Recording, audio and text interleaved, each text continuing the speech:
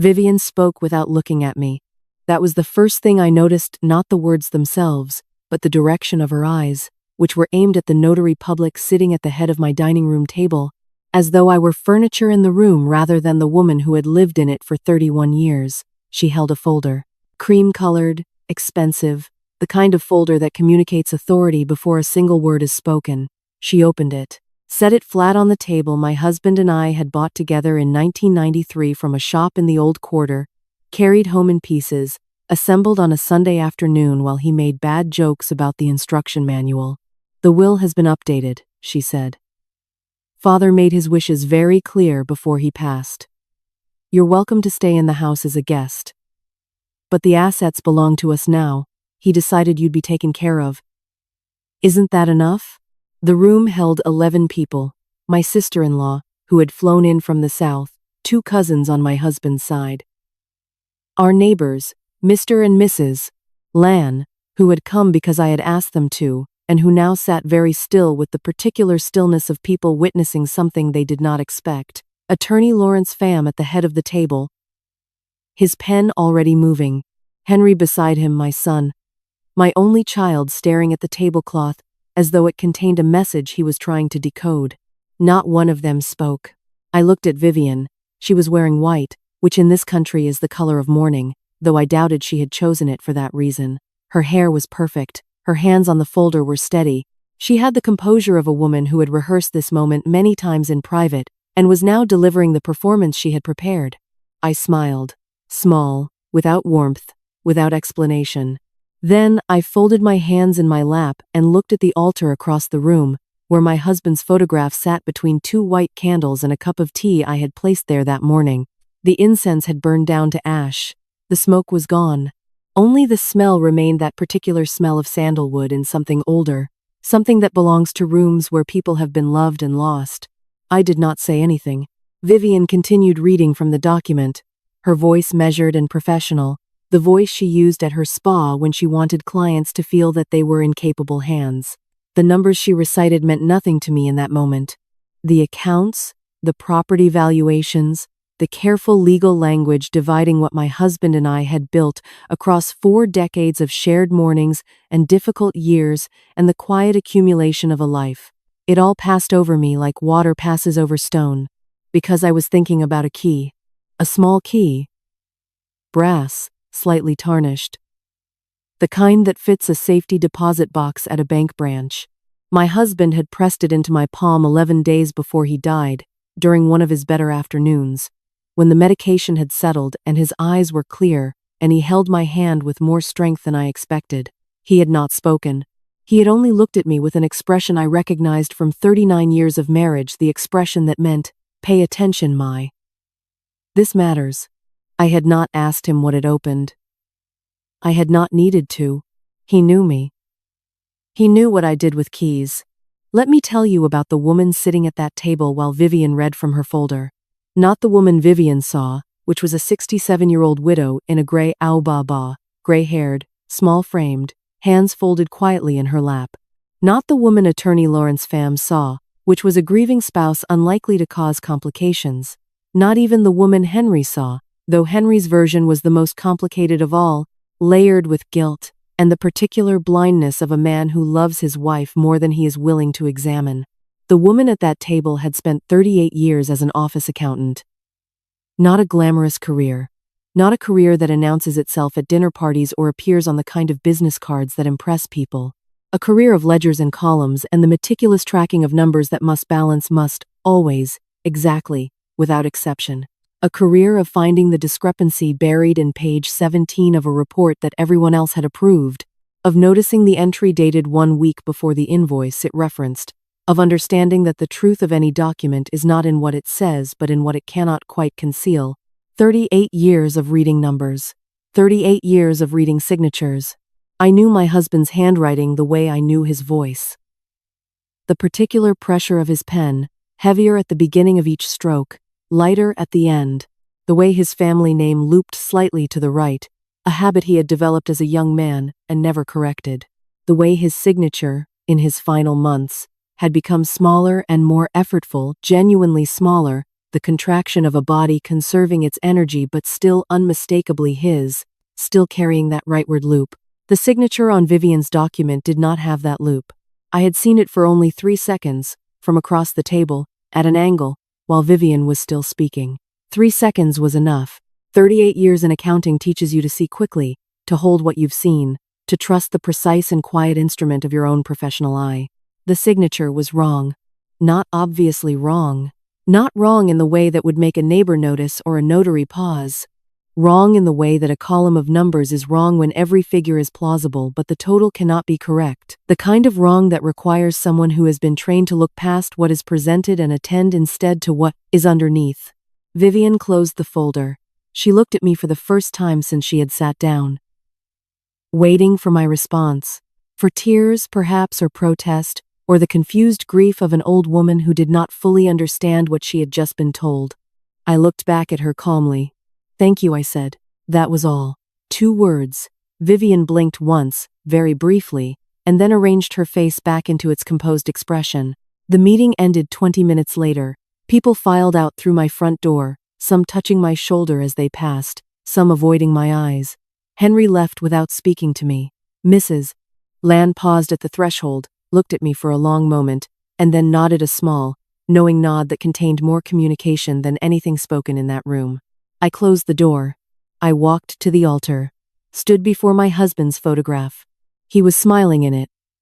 The photo from our 25th anniversary, the one where we had both laughed at something the photographer said, and the picture caught us mid-laugh, genuinely happy, the kind of happy that doesn't perform itself for cameras. I reached into the pocket of my baba.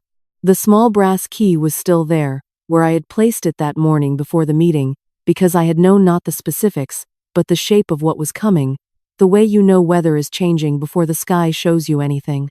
I set the key on the altar, beside the teacup, beside the burned-down incense. Then I went to my workbench in the back room and found my accounting book. The old one, battered blue cover, 39 years of careful entries in my small, precise handwriting. My husband had given it to me the first year we were married. He had written on the inside cover, in that handwriting I knew better than my own, for my, who makes sure everything balances. Love always, Fong. I opened it to the last page. Tucked into the back cover, exactly where I had placed it 11 days ago, was the small envelope my husband had given me along with the key. Inside the envelope, in his handwriting, his real handwriting, with the rightward loop were 6 words and a bank branch address. I read them once. Then I closed the book. My grandmother used to say that still water gives nothing away, but the fish beneath it know every current. I had been still water for 39 years. I had balanced every ledger, found every discrepancy, corrected every error that others had let pass. This was simply one more column that did not add up, and I had always been very good at finding where the numbers were wrong. Fong and I met in the autumn of 1984. I was 23 years old and newly employed at a textile import company in the city, the youngest accountant in an office of 12, given the desk closest to the window because no one else wanted the afternoon sun that came through it sideways and made the numbers blur on the ledger pages. I did not mind the sun. I had grown up in a house without many windows, and light, even inconvenient light, felt like something to be grateful for. He came to deliver documents from a partner company. He was 26, lean, with the kind of face that improved the longer you looked at it, not immediately striking, but honest, the face of someone whose expressions arrived without calculation. He set the documents on the reception desk, signed the register, and then paused at the door because he had noticed the sound. The radio in our office played traditional music on Friday afternoons. Our office manager, Mrs. Thu, had insisted on it for years, and nobody had ever successfully argued against her. That afternoon it was playing something slow and northern, the kind of melody that seemed to come from a great distance, and Fong stood at the door with his hand on the frame and listened for a moment before he realized I was watching him. He did not apologize. He simply said, "That's my grandmother's favorite piece." I told him it was Mrs. Thu's favorite too. He smiled. Then he left. He came back the following Friday, and the one after that. By the third Friday, Mrs. Thu had noticed and begun watching us with the particular satisfaction of a woman who considers matchmaking one of her professional competencies. By the fifth Friday, Fong had asked me to have tea with him at the cafe 2 blocks down, and I had said yes, and we had sat across from each other for 2 hours talking about music and numbers and the peculiar loneliness of being precise in a world that preferred approximation. We were married 3 years later, a simple ceremony. My family had very little, his family had slightly more, and together we decided that what we wanted was not a wedding but a marriage, which turned out to be the first of many decisions we made the same way quietly, without argument, arriving at the same place from different starting points. The house came in 1990, a narrow 2-story in a lane that flooded slightly in the heaviest rains, with walls that absorbed the smell of every meal ever cooked in it, and a courtyard where Fong planted a jasmine vine that grew, over 31 years, into something that covered the entire back wall and bloomed twice yearly in white flowers so fragrant they came through the closed windows at night. I want you to understand what that house was. Not the structure, the tiles, the staircase with the loose third step that Fong had been meaning to fix since 2003 and that I never had fixed after he was gone because I had come to rely on the sound it made, had come to think of it as the house speaking. Not the square footage or the assessed value or any of the figures that appeared in Vivian's cream-colored folder. The house was 31 years of a specific life. The kitchen where I had cooked the same soup every Sunday because Fong said it was the only soup worth eating twice a week. The back room where I kept my accounting books lined up in chronological order, blue spines facing out, 1985 to 2021, 36 years of careful entries that told the complete story of every number that had passed through our lives.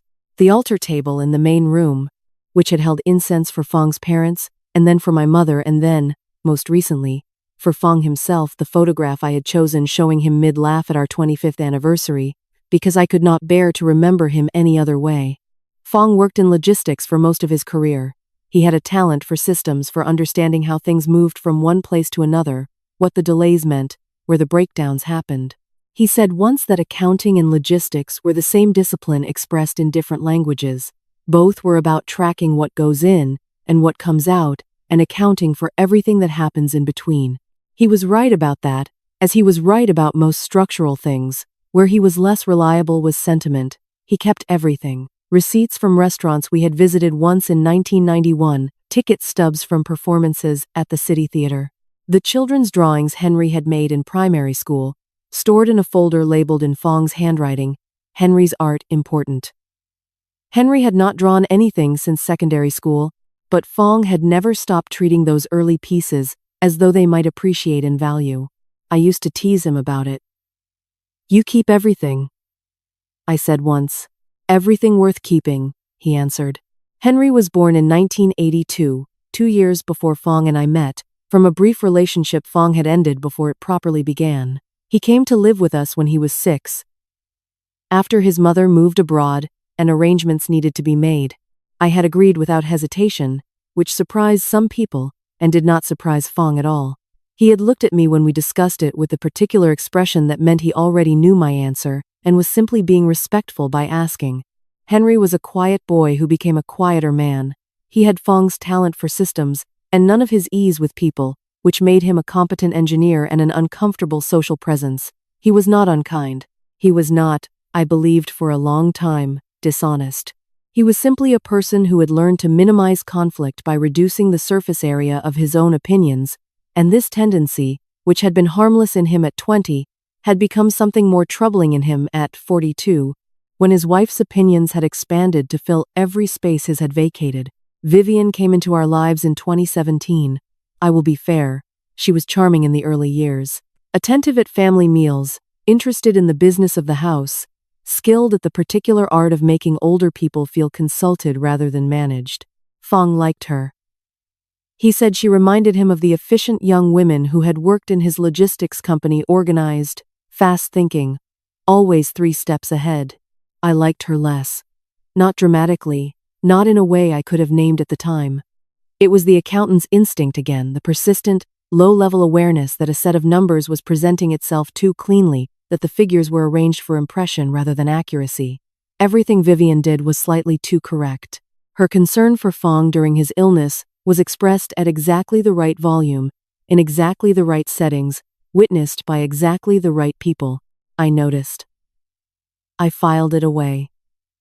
I said nothing.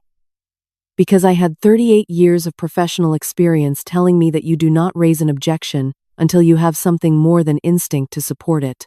Fong's diagnosis came in late 2021.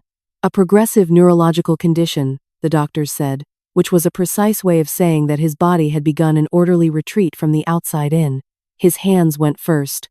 Then his voice became effortful, the words arriving with a slight delay, as though they had to travel further than they used to. By early 2022, he was spending most of his time in the back room, in the chair by the window that looked out at the jasmine vine, and I would bring him tea in the afternoons, and sometimes we would simply sit together without speaking because we had long since run out of things that needed to be said and moved into the richer territory of things that only needed to be felt. In those last months, I watched him. Not with grief. Grief came later, in its own time, in the specific and terrible privacy of 4 a.m. Not with fear. With the same attention I had brought to 38 years of columns and ledgers, precise, calm, trained to see what was actually there rather than what one expected or hoped to see. I watched Vivian, too. She had begun coming by more frequently once the diagnosis was confirmed, always with reason: groceries, errands, the management of appointments that she had appointed herself to manage. She was helpful in the way that makes helpfulness feel like territory being claimed rather than offered. She arranged things without asking whether they needed arranging. She spoke to Fong's doctors before I could, always framing her questions as an extension of my concern. I could not have said, in those months, what exactly she was doing, but I was watching. And one evening in March, 2 weeks before Fong died, I came downstairs from the back room and found Vivian at the dining table, speaking quietly on her phone, her back to the door, her voice too low to hear clearly. She did not notice me. She finished her call, sat motionless for a moment, and then opened her bag and removed a folder cream-colored, expensive, and held it in her hands with the particular care you give to something that contains more than paper. She did not see me in the doorway. I did not let her know I had seen her. I went back upstairs and sat with Fong until he fell asleep, and I held his hand in the dark, and I thought about folders, and what they are used to carry, and why a person might bring one to a dying man's house on a Tuesday evening in March. I thought about it all night. By morning, I had begun to understand. The letter from attorney Lawrence Pham's office arrived on a Thursday. I know it was Thursday because I had spent the morning at the market, the one 3 lanes over that sells the good jasmine tea, and I had come home with my basket and set it on the kitchen counter, and stood at the window for a moment, watching the jasmine vine in the courtyard still blooming, indifferent to the fact that the man who planted it was gone before I noticed the envelope on the floor beneath the mail slot. White. Business-sized. The law office's name printed in the upper left corner in a font chosen to communicate seriousness. I set down my basket. I picked up the envelope. I turned it over once, which was habit, the same way I used to turn invoices over before opening them, looking at the back first to see if anything had been added in handwriting, which was sometimes where the important information lived. Nothing on the back. I opened it. It was a formal notice of estate administration. Attorney Lawrence Pham, acting as executor under the terms of the updated will of Nguyen Van Phong, deceased, was hereby informing me of the following steps in the asset distribution process, which would proceed according to the timeline outlined in the attached schedule. The house would be assessed within the week. A property management firm would begin inventory of contents within the month. I was reminded, in language that was courteous and therefore all the more efficient in its coldness, that my continued residence was contingent upon the goodwill of the estate's primary beneficiaries. The goodwill of the estate's primary beneficiaries. I read that phrase 3 times. Then I folded the letter along its original crease, replaced it in the envelope, and set it on the dining room table beside the blue accounting book. I sat down. Outside, a motorbike passed. Then another. The ordinary sounds of the lane continuing without interruption, as though nothing had arrived in my house that morning, as though the envelope on the table were simply a bill for utilities or a notice about the neighborhood association meeting. I have always found that the clearest thinking happens in stillness. Not forced stillness, not the stillness of someone trying not to feel something, but the natural stillness that arrives when a situation becomes serious enough that emotion would be a waste of resources. 38 years in accounting teaches you that. When you find an error in a report that has already been submitted, panic solves nothing. You sit down. You go back to the beginning. You find where the numbers diverged. I went back to the beginning. Fong had been diagnosed in late 2021. The condition progressed steadily through 2022. His capacity diminished in stages: first, the hands, then sustained speech became difficult, then the effort of full sentences gave way to shorter communications, gestures, expressions, the compressed language of a man who had things to say and fewer means with which to say them. By January of 2023, he was largely confined to the back room, the chair by the window. The updated will, according to the date on Vivian's folder, had been signed in March, 2 months before his death, when he had been, by any reasonable medical assessment, unable to hold a pen with sufficient control to produce a signature. I knew this because I had held that hand, because I had watched him try, in those final weeks, to write a short note to an old friend and abandon it after 3 letters, handing me the pen with an expression that was not defeat, but something more complex, the acknowledgement of a capable man that certain capabilities had been recalled. The signature on that will was not made by that hand. This was what I knew. What I did not yet know was how it had been done, who had been present, what witnesses had signed beneath it, and whether attorney Lawrence Pham had understood what he was notarizing or had preferred not to. I got up, made tea, stood at the kitchen window, and drank it while looking at the courtyard. Then I went to the back room, to the shelf where Fong had kept his personal files. He had been orderly in this, as in most things, folders labeled in his handwriting, chronologically arranged, the system of a man who understood that information has value only if it can be retrieved. I had not touched these files since his death. I had not been ready. I was ready now. I worked through the folders methodically. 30 minutes, 40. The light in the back room shifted as clouds moved outside, dimming and brightening over the papers spread on his desk.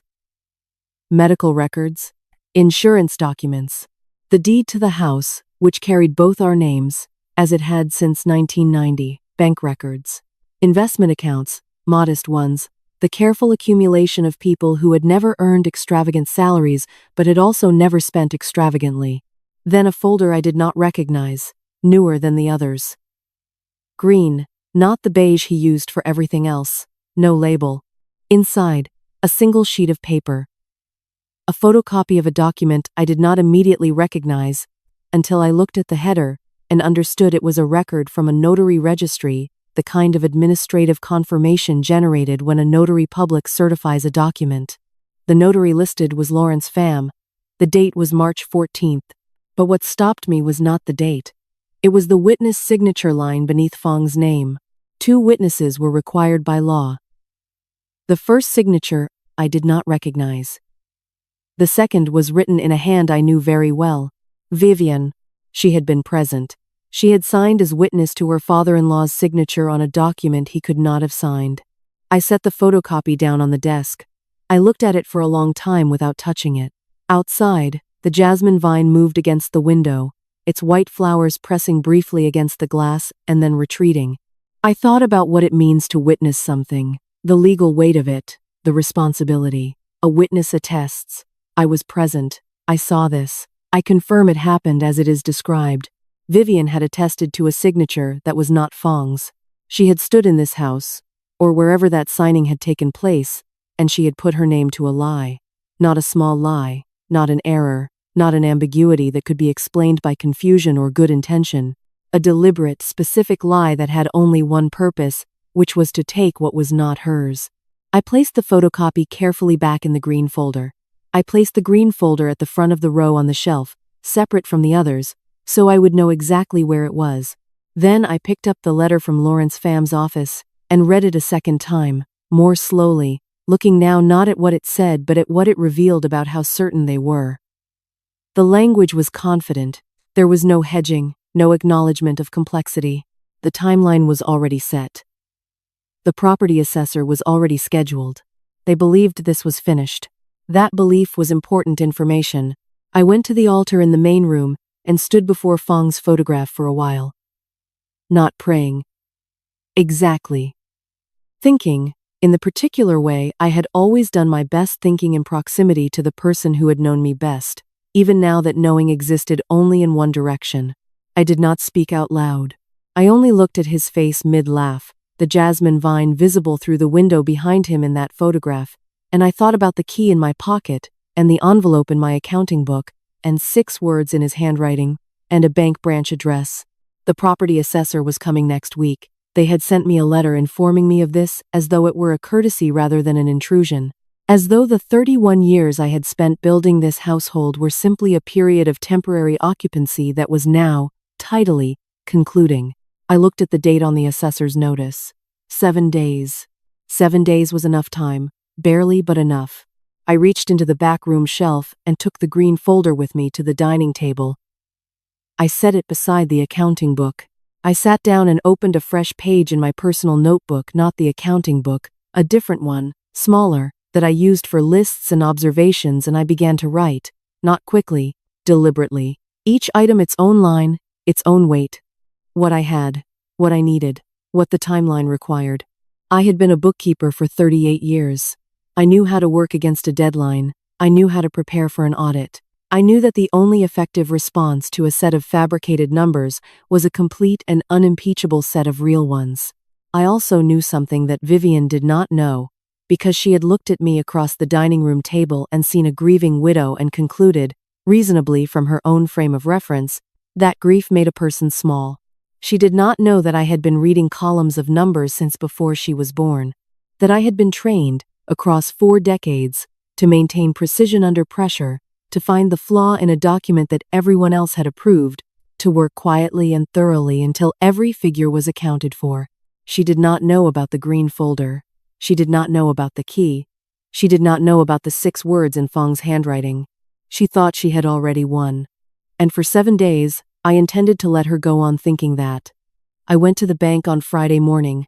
Not the branch where Fong and I had kept our joint account for 30 years. I was not ready for that. Not yet, not with everything still settling into its new and unwelcome shape. I went to the branch on the far side of the district, the one I passed sometimes on the way to the market, the one I had never entered. I needed something from a branch where no one knew my face, where no one would offer condolences before I had finished asking my question. The question I needed to ask was about notary records. I had thought carefully about how to frame it. Not as a widow with suspicions. Not as a woman building a case. As a retired accountant reviewing estate documents, which was accurate, and which had the additional advantage of establishing a professional context that encouraged precise answers rather than consoling ones. People speak differently to grief than they do to expertise. I needed expertise to be what they saw. The branch manager was a young man named Mr. Kiet, who looked as though he had been in the role less than a year, and was still slightly startled by the responsibilities it carried. He listened to my question with the attentiveness of someone who wanted to be helpful and was uncertain whether he was permitted to be. I asked whether the branch maintained any records of notary certifications processed by external attorneys, specifically, whether Lawrence Pham had registered any transactions at this branch within the past year. Mr. Kiet said he would need to check. He was gone for 12 minutes. I counted them by the clock on the wall above the service counter. A plain, round clock with a red second hand that swept in its steady circuit, without any awareness of what was happening beneath it. He returned with a printout and a slightly altered expression. The printout showed 2 transactions. Both were document certifications. Both listed Lawrence Pham as certifying attorney. The first was dated November of last year. The second was dated March 14th of this year. March 14th. The same date on the photocopy in the green folder. I asked whether the branch had any record of who had been present for the March certification. Mr. Kiet looked at the printout again. He said the records showed 3 visitors that day on the transaction log. The certifying attorney, the account holder, my husband, listed by name, and 1 additional party, listed as accompanying family member. No name for the additional party, just the designation. I thanked him. I folded my copy of the printout once and placed it in my bag alongside the green folder, which I had brought in a plain cloth tote I used for the market. To anyone watching, I was an older woman leaving a bank with documents in a shopping bag. To anyone watching, there was nothing significant about this. I walked home the long way, through the lane with the tamarind trees, because I needed to think, and walking had always been better for that than sitting. The city moved around me, a child on a bicycle, two women arguing pleasantly about the price of something, a dog sleeping in exactly the stripe of sunlight available to him, and I moved through it at my own pace, which was slower than usual that morning, and deliberate. An accompanying family member, not a second witness, not a legal representative. An accompanying family member, which was the language used when someone was present, not in a professional capacity but as support, as presence. As a person who had come with the signer, but Fong could not have traveled to that bank branch in March. By March he could not manage the stairs to the second floor of our own house without help. He had not been in a car since February. His world had contracted, in those final weeks, to the back room and the small window and the jasmine vine, and the people who came to him, because going to people was no longer possible. So who had gone to that bank branch with Lawrence Pham on March 14th? And who had signed as the account holder, in handwriting that bore the rightward loop my husband's hand no longer had the steadiness to produce? I turned this over for the entire walk home, set it down when I reached the house, made tea, more from habit than thirst, stood at the kitchen counter, and looked at the two documents side by side. The photocopy from the green folder and the bank printout, both dated March 14th, both bearing the name of Lawrence Pham, both pointing toward the same morning, and the same set of choices made by people who had decided that Fong's wishes were less important than their own. I photographed both documents with my phone. Then I photographed the deed to the house, which still carried both our names, and which had not, I verified this now for the second time, been altered. Whatever they had done with the will, they had not yet moved on the deed. That would come later, once the estate process was complete, once everything they had set in motion had reached its conclusion. Unless something interrupted that conclusion, I opened my accounting book to the back cover, removed the small envelope, looked again at the 6 words Fong had written inside. Grace Tran. Bank. She has the first one. Grace Tran. I had met her once, 15 years ago, at a professional dinner Fong had attended for work. She had been a junior attorney then, working in estate and property law, recently established in her own practice. She and Fong had known each other through a mutual colleague, some connection from his logistics years that I had not fully tracked. I remembered her as compact and precise, a woman who chose her words with the economy of someone who understood that the ones you omit are often more important than the ones you use. Fong had kept her card. I had always assumed it was the kind of card that accumulates in wallets without purpose, the residue of professional courtesy. It was not that. Grace Tran had the first one, the first will, the one that preceded whatever Vivian and Lawrence Pham had produced in March.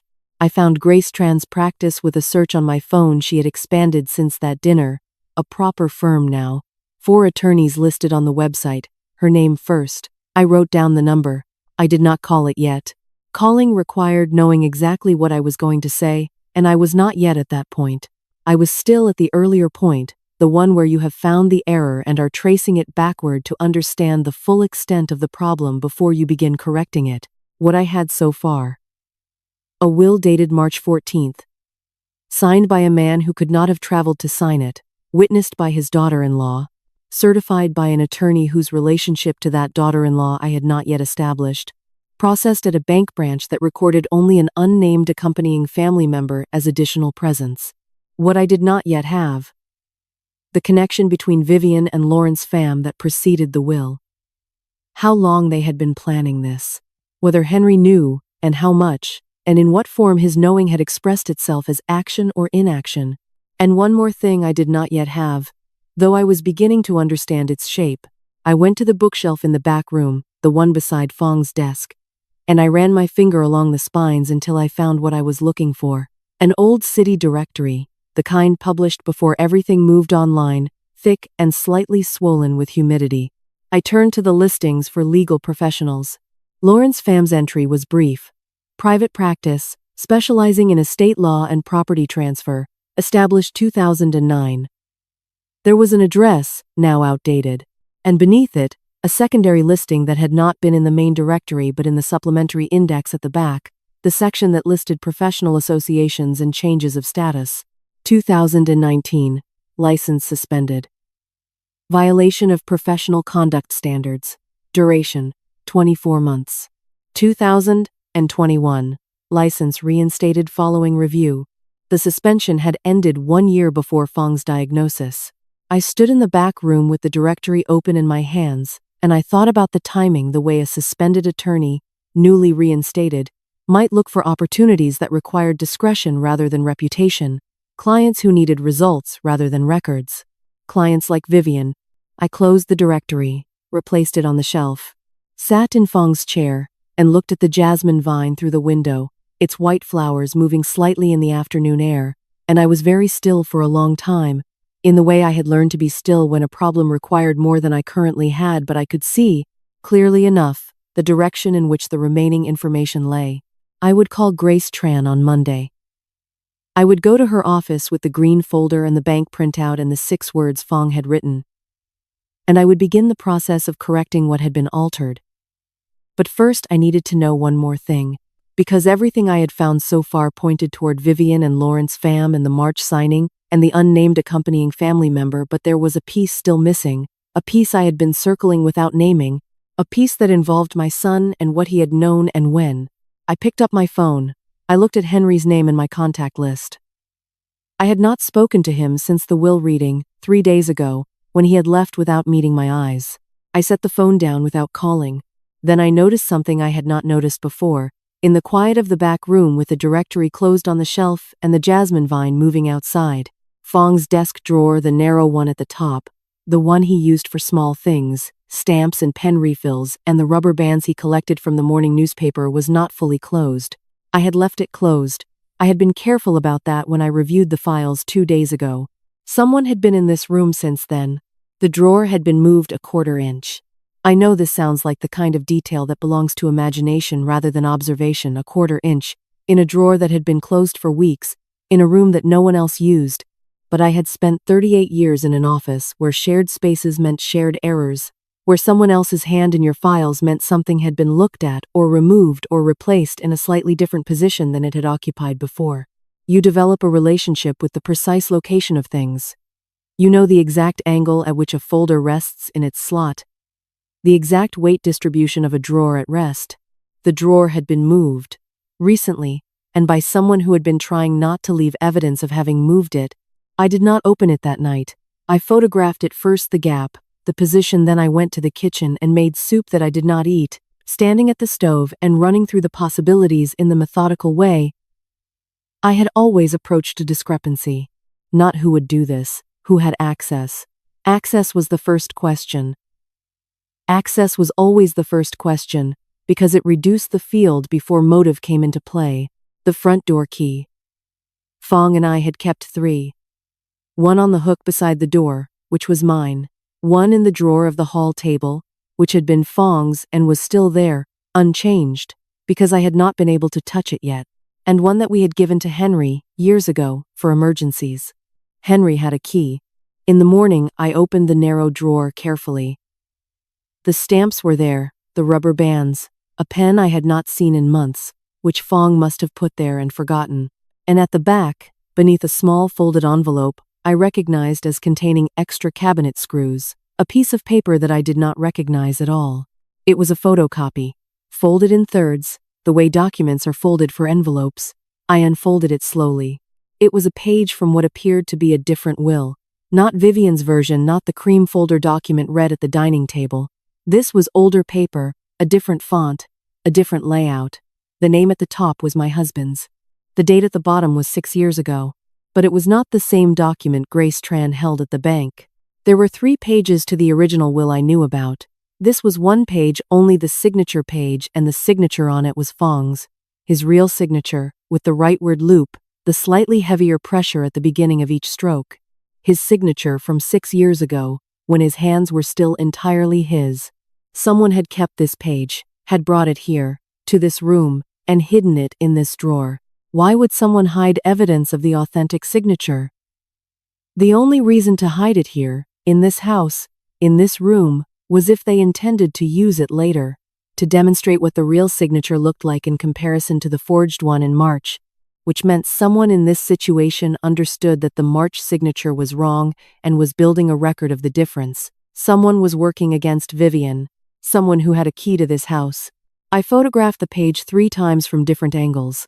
Then I replaced it exactly as I had found it, beneath the envelope of cabinet screws, and pushed the drawer to its original position. I left the quarter-inch gap because I had documented it, and closing it fully would signal that I had been in the room. Then I called Grace Tran.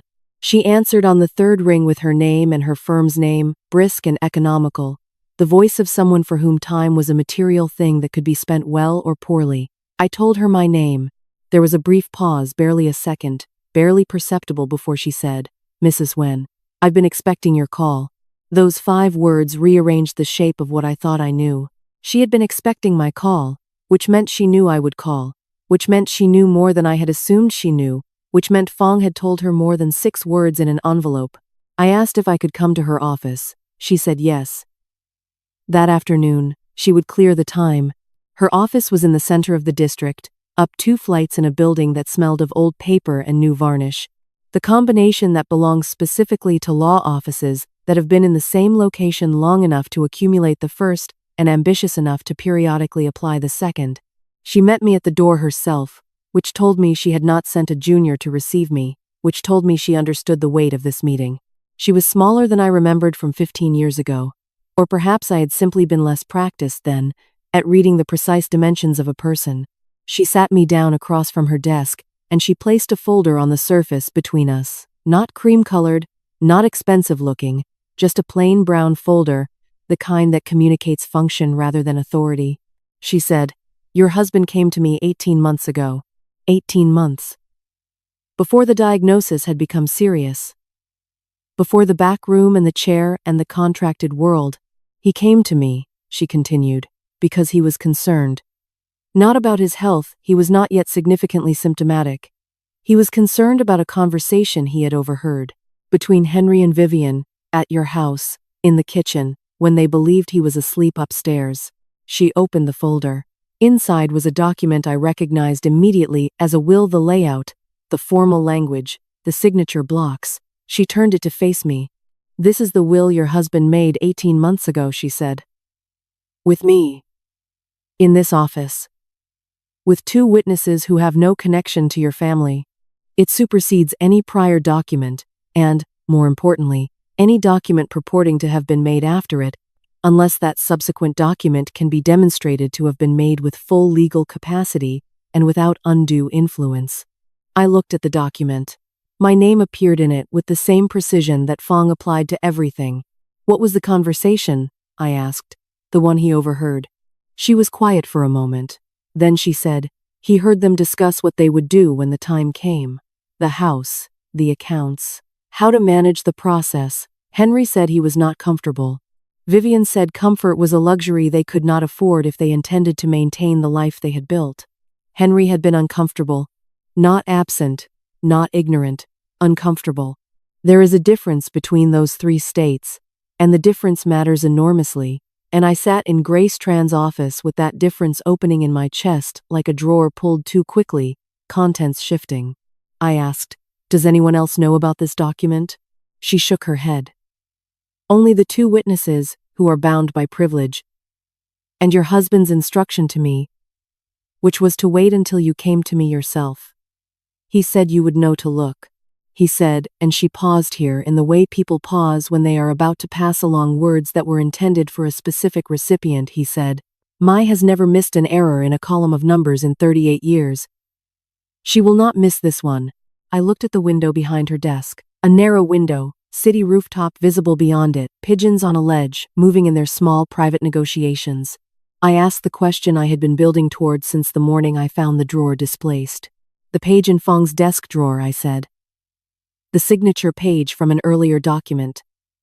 Someone put it there recently, someone with a key." "Did Fong tell you anything about Henry? About whether he might at some point choose a different position than Vivian's?" Grace Tran looked at me for a long moment. Then she said, "Your husband told me one more thing. He said that if Henry ever came to me on his own, I should tell him where to find you." The room was very still. Henry had not come to her. Not yet. But the fact that Fong had anticipated he might have left that specific instruction, that specific door open, meant that Fong had believed, in the last months of his life, sitting in the back room with the jasmine vine outside his window, that his son might eventually choose differently. Or that someone might need him to. I picked up my bag. I thanked her. I was nearly at the door when she said my name once more. I turned. "There is one more thing," she said. "Lawrence Pham, before his suspension in 2019, do you know what the conduct violation was?" I said I did not. "He was found to have assisted a client in falsifying a signature on a property transfer document. The client was a woman involved in a contentious estate dispute. The case was settled privately. No criminal charges. But the client's name is in the Bar Association record." She slid a single sheet of paper across the desk toward me. I looked at the name. The room did not spin. The floor did not shift. But something in the order of what I had understood rearranged itself completely, the way a column of numbers rearranges itself when you find the error that has been distorting every figure below it. The client's name was not Vivian. It was a name I had not encountered anywhere in this situation until this moment, a name that belonged to a person I had not thought to consider, a name that changed not just the shape of what had happened but the depth of how long it had been planned. I stood at the door of Grace Tran's office with that name in my hands, and understood, for the first time, that this had not begun when Phong was diagnosed. It had begun much earlier than that. The name on the Bar Association record was Nguyen Thi Mai.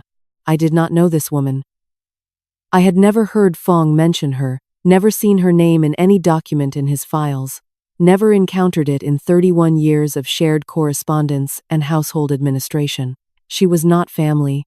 She was not, as far as I could determine, a former colleague.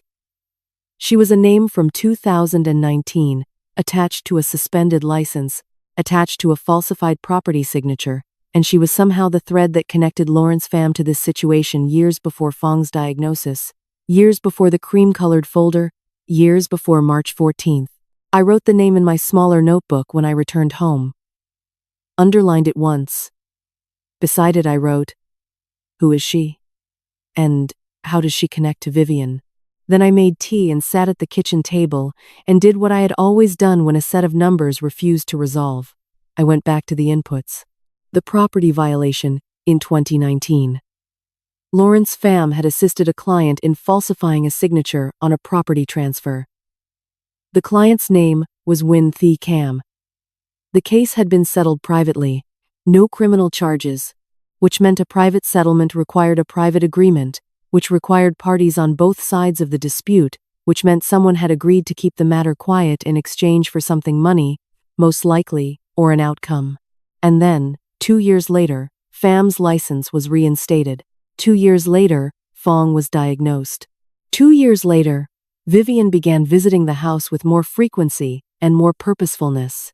In accounting, you learn to treat coincidence with professional skepticism. Coincidence is what you call an unexplained connection before you have found the explanation. Once you find the explanation, it has a different name. I needed to find Nguyen Thi Mai. Not directly, not by calling her, not by appearing at her door, not by giving anyone in this situation any indication that I was looking. I had 7 days before the property assessor arrived, and I intended to use them without anyone understanding how I was using them. Mrs. Lan came by that afternoon under the pretext of returning a clay pot she had borrowed in the winter for making fermented vegetables. She was 70 years old, and had lived in the lane for 32 years, and possessed, as a result, the comprehensive and reliable knowledge of neighborhood history that only accumulates in people who pay consistent attention across decades. She set the pot on my kitchen counter and looked at me with the steady gaze of a woman who had watched the will-reading guests arrive and depart 3 days ago, and had been waiting for me to be ready to discuss it. I told her what I needed. Not everything, not Grace Tran, not the green folder, not the key. I told her I was looking into the background of the attorney who had handled my husband's estate documents, and I had come across a name connected to a property dispute in 2019, a woman named Nguyen Thi Mai, and I was curious whether she was known in the district. Mrs. Lan was quiet for a moment. Then she said, "The Cam who owned the dressmaking shop on the cross street, until about 4 years ago?" I did not know her. I had walked past a dressmaking shop on the cross street for years without attending to who owned it. I said, "Possibly. She sold the shop," Mrs. Lan said.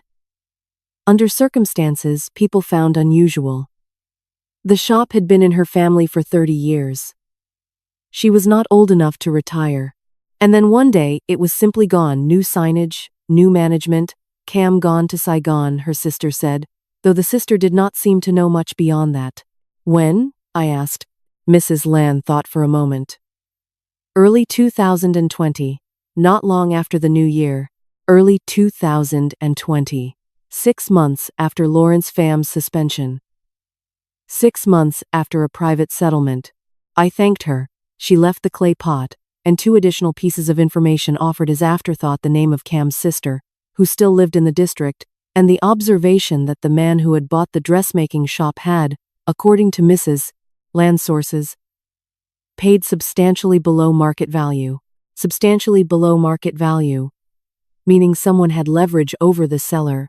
Meaning the private settlement had not been clean, had not been equal, had involved a transaction that looked voluntary only from the outside.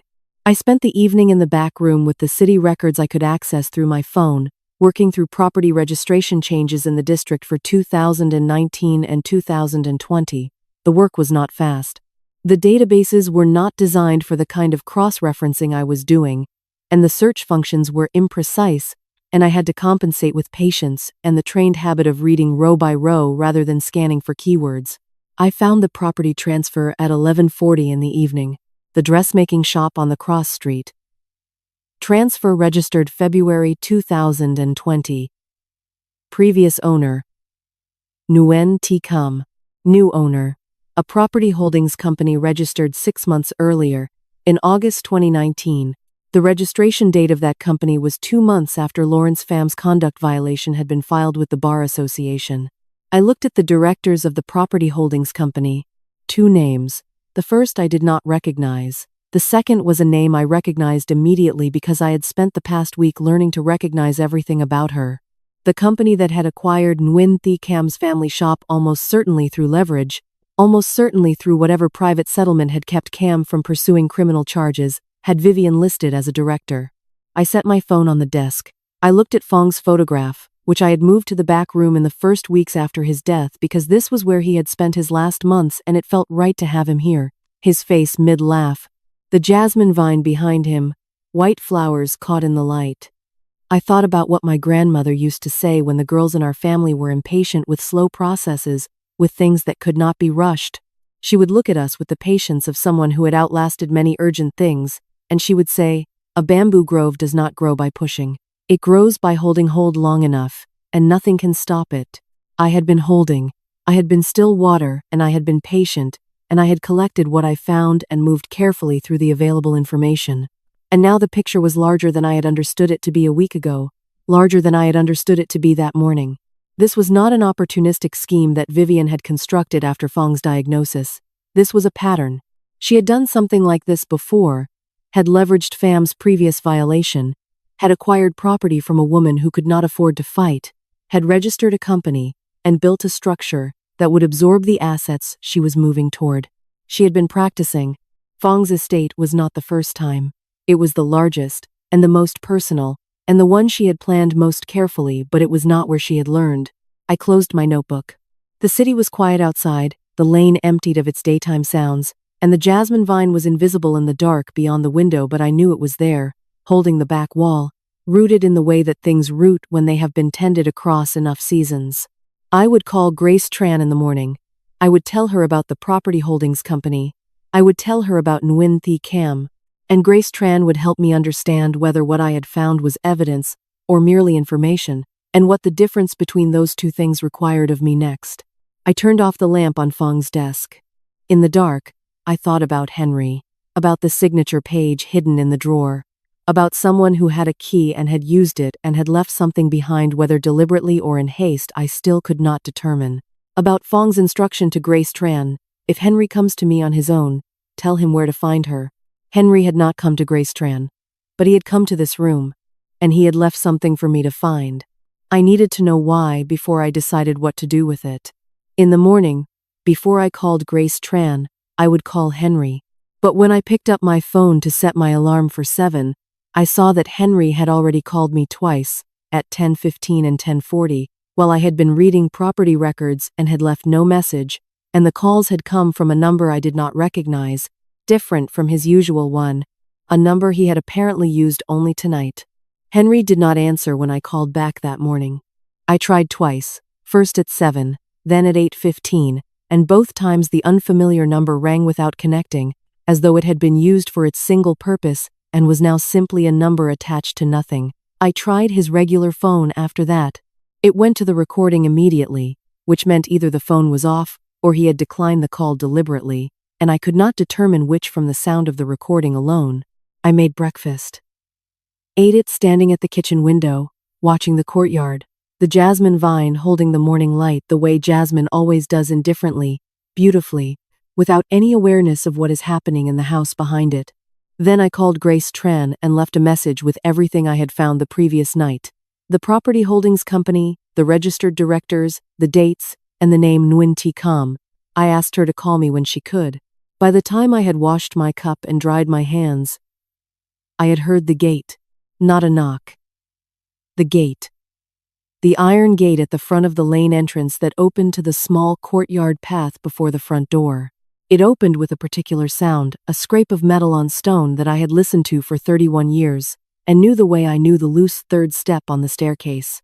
I heard it open. I heard footsteps on the path, more than one person, unhurried. And then I heard the front door, which I had not locked that morning because I had not thought I needed to, open without a knock. Vivian came in first. Then a man I did not recognize, carrying a metal clipboard with a camera bag over his shoulder. Then, behind them both, Henry, who did not meet my eyes when he entered and chose a position near the door that was neither inside the room nor outside it. "Good morning," Vivian said.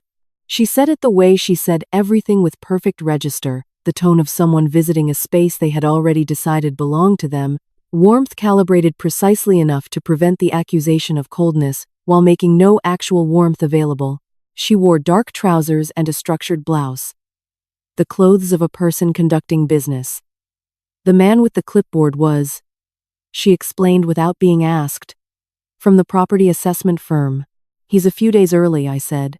"We managed to move the schedule up." She glanced around the main room with the assessing gaze she was probably not aware she had turned on. "It'll be more convenient this way. We'd like to get the ground floor done today and the second floor tomorrow." I looked at the man with the clipboard. He was examining the ceiling in the way that property assessors examine ceilings, not with interest, but with the professional attention of someone converting what they see into a number that will appear later in a document. I said, "I haven't agreed to access." Vivian's expression did not change. "The estate attorney has authorized the assessment as part of the administration process." She produced a document from the folder she was carrying. Always a folder, always prepared, and set it on the dining table. "You're welcome to review it." I picked up the document. I read it. It was, as she presented it, an authorization from Lawrence Pham's office permitting the assessment firm to enter the property for the purposes of estate valuation. Signed by Pham, as executor. Dated 2 days ago. My name appeared in it once, in a clause that referred to the current occupant, which was how they had chosen to describe me in my own home of 31 years. The current occupant. I set the document down. I did not hand it back. I said, "I would like to contact my own legal representative before the assessment proceeds." "That's certainly your right," Vivian said. "Though the timeline won't wait. The estate process has its own schedule." "I understand," I said. "We can begin while you make your call," she added.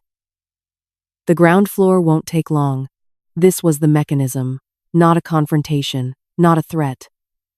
Simply movement, continuous and confident, the movement of someone who has calculated that the other person will not know how to stop it in time. The assessor was already walking the perimeter of the main room. His clipboard scratched softly. Henry had not moved from his position near the door. He was looking at a point on the floor approximately 3 feet in front of him, with the concentrated attention of someone who had decided that the floor was the safest available surface to examine. I picked up my phone. I went to the kitchen, not for privacy. There was no meaningful privacy in a house this size with these people in it.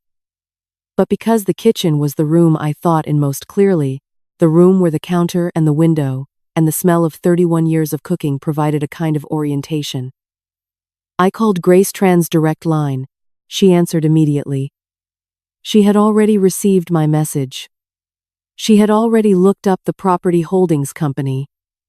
She said, "Stay calm.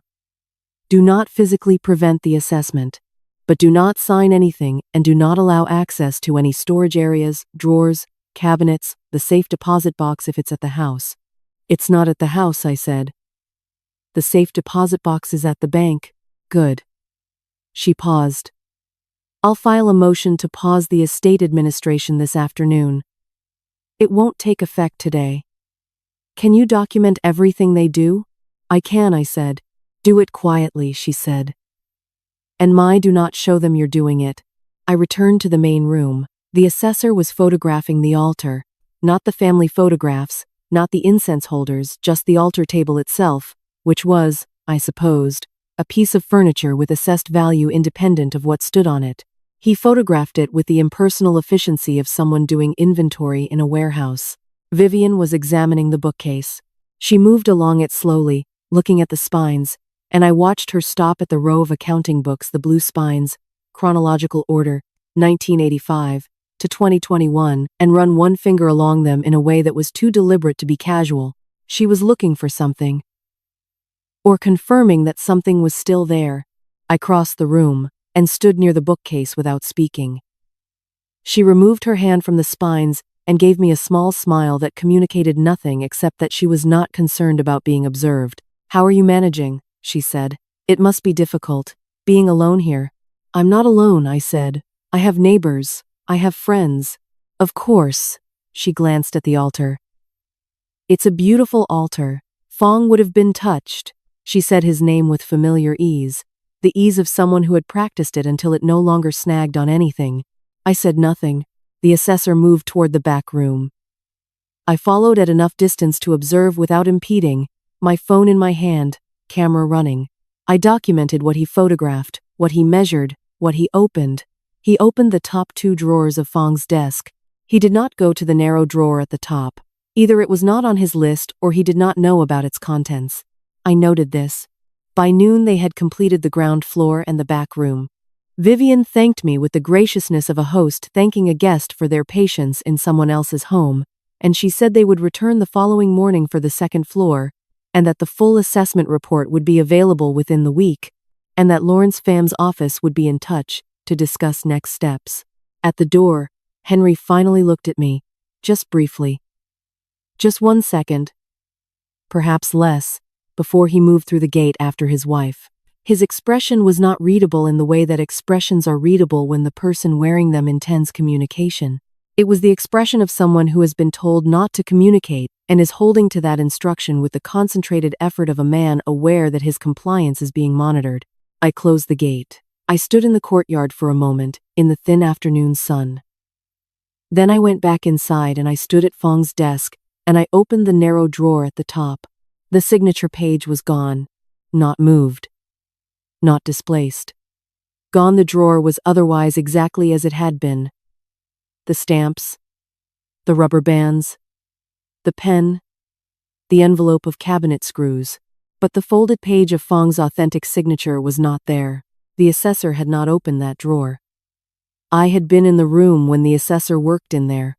I had watched him. He had not touched the narrow drawer, which meant only one of 2 things. Either Henry had removed it before they arrived, preparing for this visit, or he had found a moment, one I had not seen, to remove it during it. I looked at the drawer for a long time. Then I looked at the jasmine vine through the window. Then I looked at Fong's photograph on the desk. Someone had removed the evidence that the authentic signature was different from the forged one.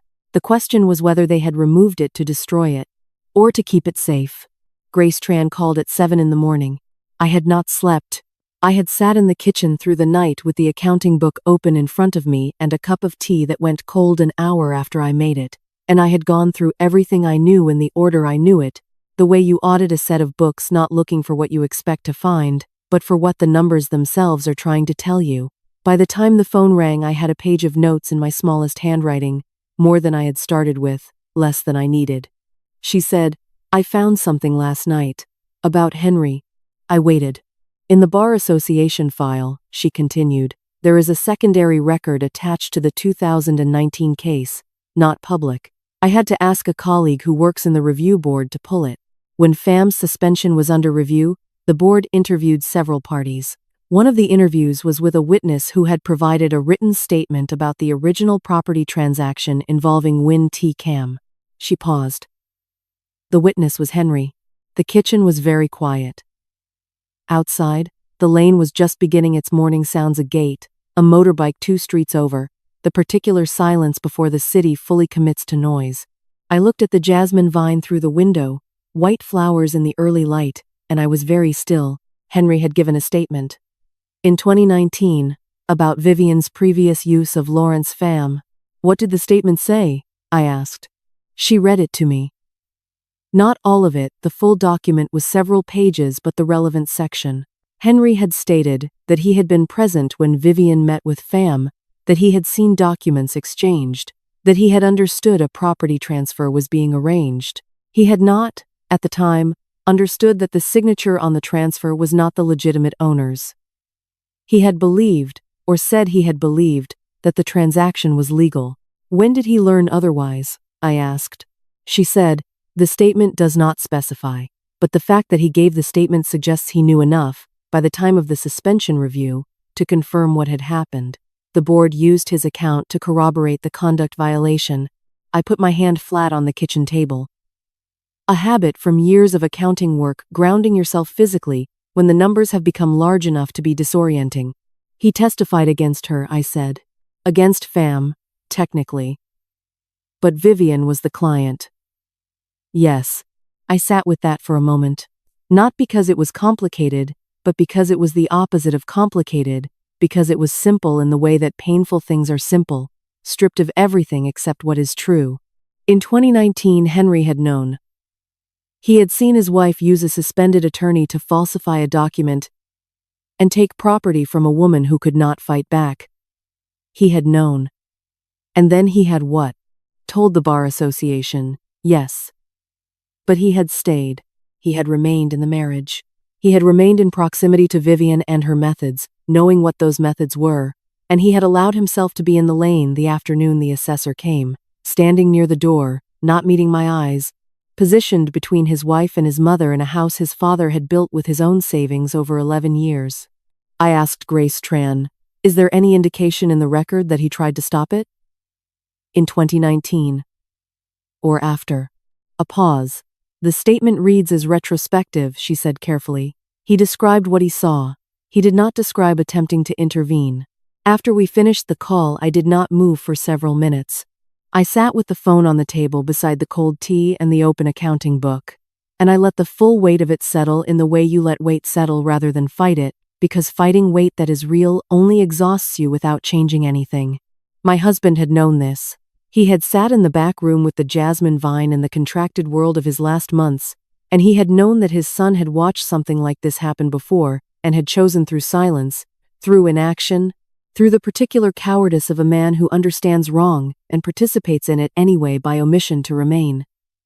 Phong had known, and he had not told me, because telling me would have required a conversation neither of us had the time or the cruelty to have at the end of his life. Instead, he had left a key. A small brass key, slightly tarnished, pressed into my palm during one of his better afternoons. I went to the back room. I sat in his chair by the window, the chair he had occupied in those last months, and I looked at the angle he had looked at the courtyard, the jasmine vine, the narrow strip of sky above the lane.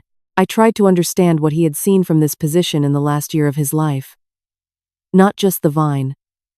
The people who moved through his house, the things said in his presence that were not addressed to him, that assumed his diminishment was equivalent to his absence. On the desk, where the green folder had been, I had placed my notebook last night. I opened it to the page of notes I had made, and I read through them again, and I found, near the bottom, a question I had written at 2 in the morning and then circled twice. What did Phong overhear in March? Grace Tran had told me. Weeks ago, it felt like though it had been days, that Phong had gone to her 18 months before his death, because he had overheard a conversation between Henry and Vivian in the kitchen. He had heard Vivian say that comfort was a luxury they could not afford if they intended to maintain the life they had built. I had understood this as alarming. I had not yet understood how specific it was. I went to the kitchen doorway, and I stood there for a moment, calculating the acoustic geometry of the house. The back staircase ended 3 steps from the kitchen door. If a person stood at the foot of those stairs in the evening, when the house was quiet, they would hear everything said in the kitchen without being visible from it. Fong had been able to move 18 months before his death. Slowly, with effort, but independently. He had been on the stairs. I thought about what he would have heard, not the broad strokes Grace Tran had relayed, but the specific words, the ones that had sent him to a lawyer's office rather than to me, the ones he had apparently decided were too precise to be shared directly.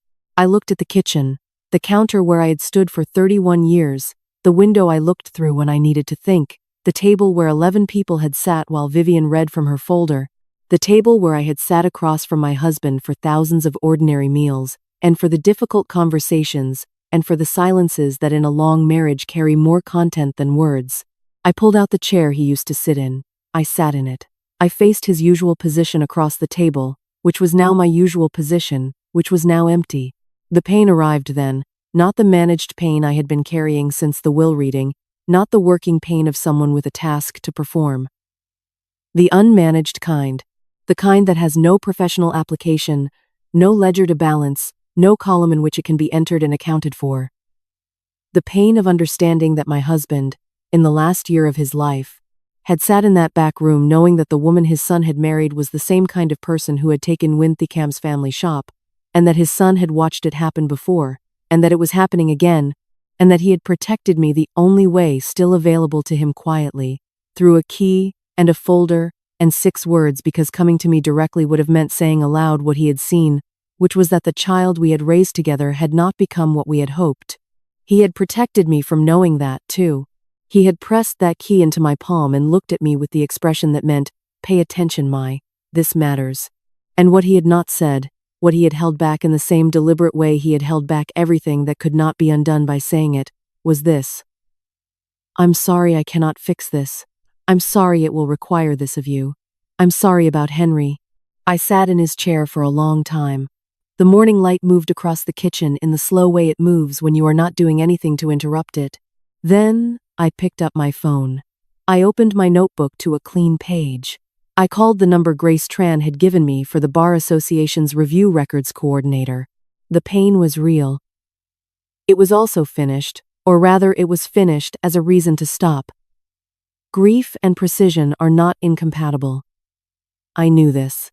I had learned it in the accounting office over 38 years, in the mornings after difficult evenings, in every instance where feeling something accurately had been the prerequisite for doing something correctly.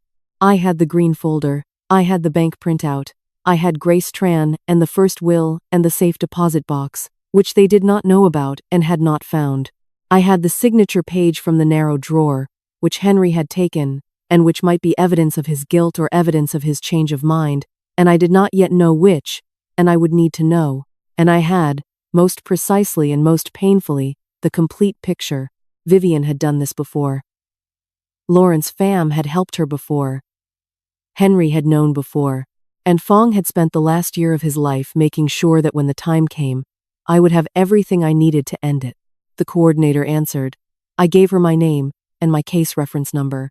I said, I need to speak with someone about a witness statement from 2019. She said, of course, and the name of the witness? I looked at the empty chair across the table. Nguyen Van Henry, I said. My son. The Bar Association coordinator was thorough and unhurried, which I appreciated. She pulled the 2019 file while I waited, and she confirmed what Grace Tran had already told me Henry's statement existed, was on record, had been used in the suspension review, and she added one detail Grace had not mentioned, which was that the statement had been submitted voluntarily. Henry had not been summoned. He had contacted the Bar Association himself. In August 2019, 6 weeks after the original conduct violation had been filed by Nguyen Thi Mai's attorney, he had come forward on his own. I thanked the coordinator. I sat with that piece of information for the rest of the morning, turning it the way you turn a coin that looks different on each side, not fake, not false, simply two-sided in the way that most things are if you hold them long enough and look at both faces. Henry had known about the CAM transaction from the inside. He had witnessed it, been present for the exchange of documents, understood at some level what his wife was arranging with Lawrence Pham. And then, 6 weeks after the filing, he had gone to the Bar Association and submitted a voluntary statement confirming what had happened. He had not left her. He had not stopped the next thing, whatever it was. But he had gone to the Bar Association. I did not know what to do with this yet, so I set it aside in the place I kept things that were true but not yet useful, the mental equivalent of a column I would return to when the surrounding figures had resolved enough to make its significance clear. What I could do was work. I spent the rest of that day and the following 2 in the most sustained and methodical preparation of my professional life. Not because the situation required more than I could manage, it did not, or rather I would not allow it to, but because a case built on documentation is only as strong as the organization of its documentation, and I had not spent 38 years in accounting to assemble a weak set of books at the moment it mattered most. I made a master list, not in my smaller notebook but in a new one, larger, the kind with the grid paper I had used for financial modeling in my final years at the office. Each item its own row: source, date, content, current location, copy status. I worked through everything: the green folder from Fong's files, the bank branch printout, the property holdings company registration, the Bar Association records, the timeline of Lawrence Pham's suspension and reinstatement, the medical records from Fong's final months that documented his diminished capacity during the period. The fraudulent will was supposedly signed. Each item verified. Each item copied 3 times, once for Grace Tran. Once for the file I would keep at home. Once for a sealed envelope I would leave with Mrs. Lan, because I had learned from 38 years of office work that the most important documents should never exist in only one location. I called Grace Tran each evening, brief calls, 15 minutes, efficient. She had filed the motion to pause the estate administration. The court would consider it within the week. She had also, with my permission, reached out to the bank branch where the safe deposit box was held, not to open it, not yet, but to confirm that it remained in my name as co-holder, and that no third party had made any inquiry regarding it. No inquiry had been made. They did not know it existed. This was important. This was, in fact, the most important single piece of information I held, and I handled it accordingly. I told no one, wrote it in no document that left my possession, referenced it in no phone call that could be overheard. The safe deposit box was the center of what I was building, and the center of a structure must be protected until the structure is complete. On the second day, in the afternoon, Henry came. Not with Vivian. Alone, on foot, through the front gate, which he knocked on rather than opening. A small thing, but not a small thing. He had a key. He had not used it. I let him in. We sat at the dining table, not in our usual positions, because there were no usual positions anymore. The furniture of ordinary family life had been rearranged by what had happened in this room 2 weeks ago, and he put his hands flat on the table, and he looked at them rather than at me. He said, "I took the page from the drawer." I said, "I know." He said, "I wanted to keep it safe." From her? I said nothing. I waited. 38 years of listening to clients and colleagues and auditors had taught me that silence, maintained without aggression, produces more accurate information than questions.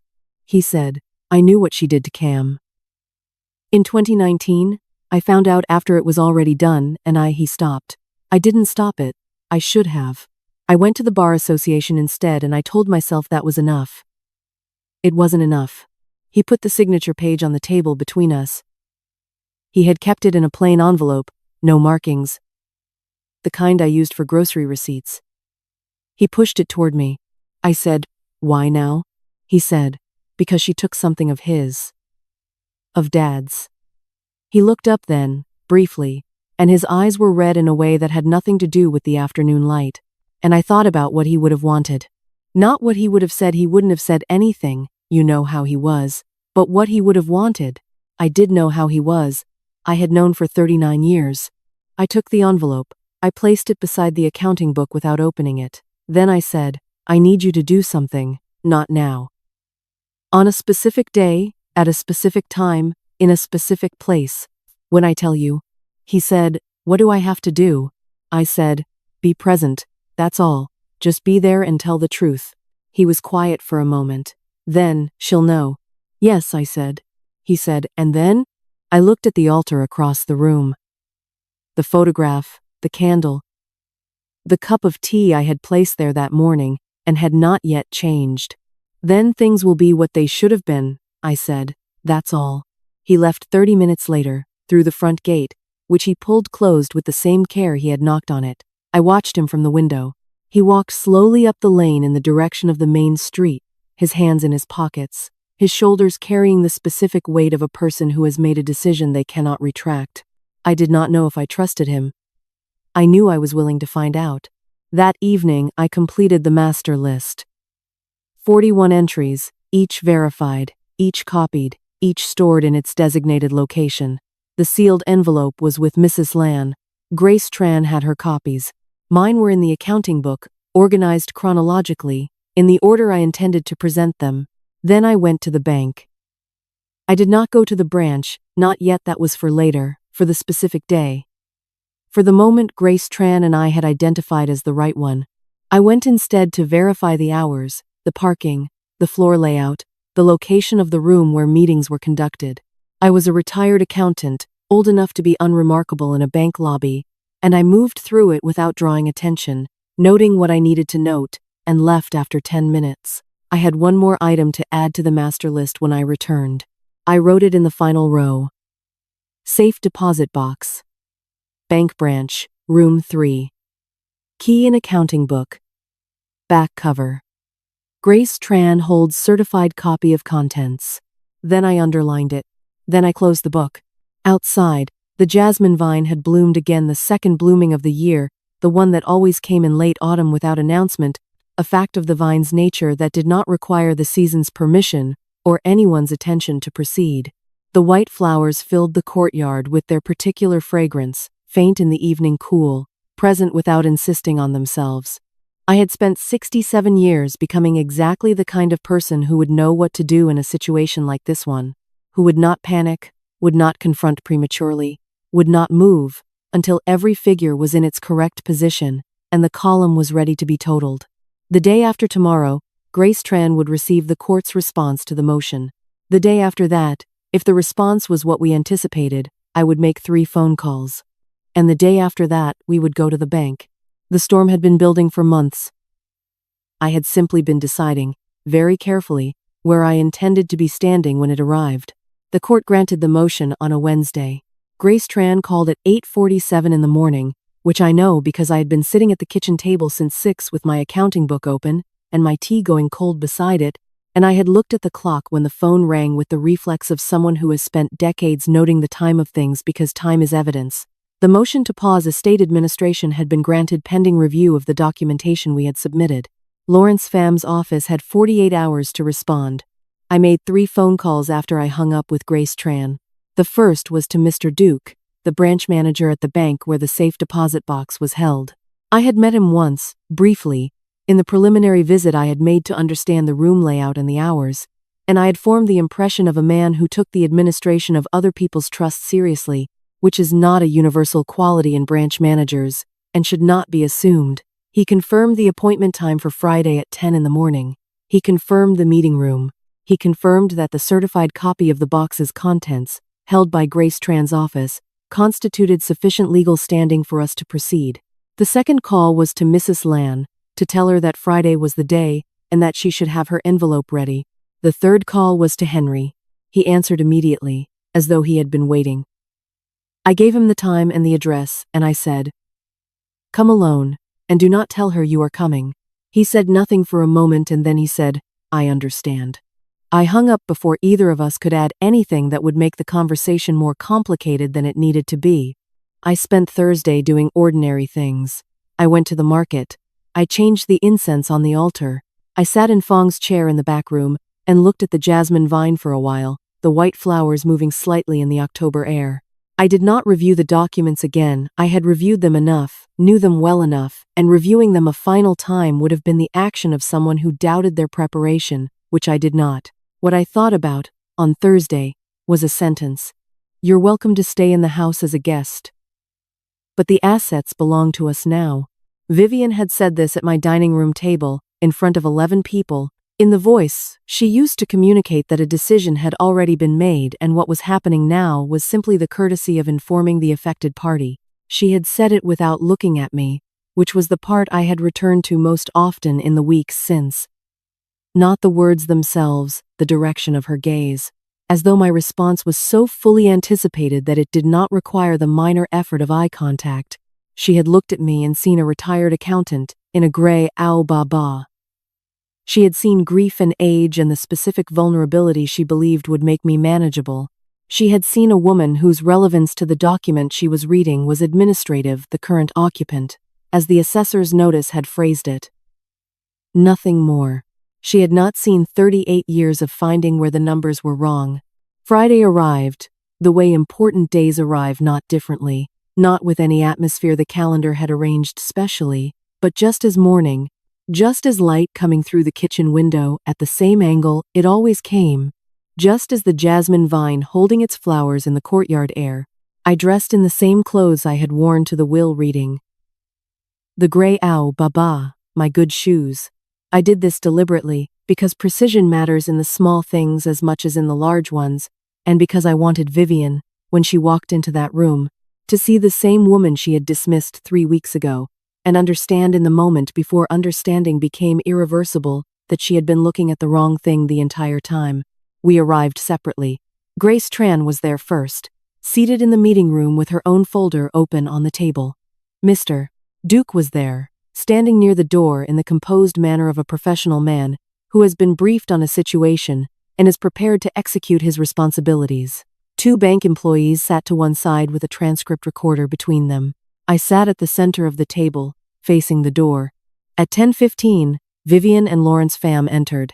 She saw Grace Tran first, and her pace slowed by half a step, the only adjustment she made, controlled and minimal, before she completed the step and took the chair across from me. Pham sat beside her, setting his own folder on the table with the faint aggression of a man who intends to lead whatever is about to happen. At 10:20, Henry came in through the door and took the chair to my left. Vivian looked at him. A long look. He did not look back. He placed his hands flat on the table and looked at Grace Tran. Mr. Duke opened the meeting. He explained that the bank had been asked to facilitate the opening of a safe deposit box held in the name of Nguyen Van Phong and Nguyen Thi Mai, his surviving co-holder, in the presence of legal representatives and relevant parties, and that the certified contents would be reviewed as part of an ongoing estate dispute. Pham said, "This is irregular." Mr. Duke said, "It is legal." He placed the brass key on the table.